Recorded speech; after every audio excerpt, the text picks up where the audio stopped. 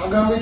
નવરાત્રી તથા દિવાળીના તહેવાર અનુસંધાને મહેરબાન પોલીસ કમિશનર શ્રી અનુપમસિંહ ગેહલોત સાહેબ, સેક્ટર 1 સાહેબ, ડીસીપી ઝોન 1 સાહેબનાઓએ આપેલ સૂચના અને માર્ગદર્શન મુજબ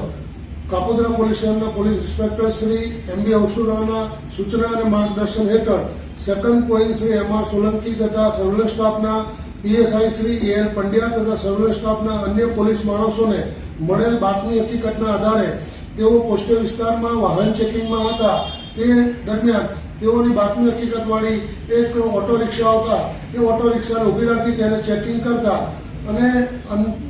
સઘન ચેકિંગ કરતા રિક્ષાની અંદર બેઠેલ 3 ઈસમો પાસેથી દેશી બનાવટના કટ્ટા નંગ 2 તથા જીવતા કાર્ટિસ નંગ 3 તથા 3 મોબાઈલ અને ઓટો રિક્ષા મળી